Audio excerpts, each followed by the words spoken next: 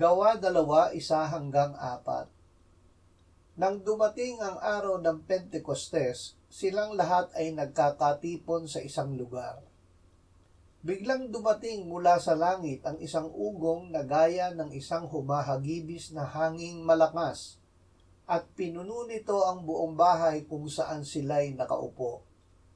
Sa kanila'y may nagpakitang parang mga dilang apoy na nahahati at lumapag sa bawat isa sa kanila.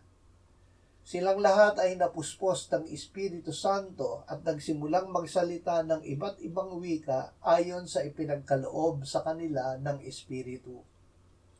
Espiritu ng kapangyarihan. Sinabi ng Panginoong Hesus noong siya ay nagpakita sa kanyang mga alagad, "Kapayapaan ang sumainyo. Kung paanong sinugo ako ng Ama ay sinusugo ko rin naman kayo."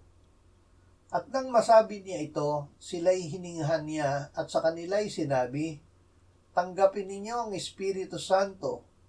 Kung inyong patawarin ang mga kasalanan ng sinuman, ang mga iyon ay ipinatatawad sa kanila. Sino mang hindi ninyo patawarin ng mga kasalanan, iyon ay hindi ipinatatawad." Ilang araw bago siya iniakyat sa langit ay sinabi niya sa kanila, "Hindi na aabuti ng maraming araw mula ngayon, at kayo'y babautismuhan sa Espiritu Santo." Bago siya iniakyat sa langit ay sinabi niya, "Tatanggap kayo ng kapangyarihan pagbaba sa inyo ng Espiritu Santo, at kayo'y magiging mga saksi ko sa Jerusalem, sa buong Judea at Samaria, at hanggang sa kaduluduluhang bahagi ng lupa." Ito ay natupad ng araw ng Pentecostes. Ay, wala.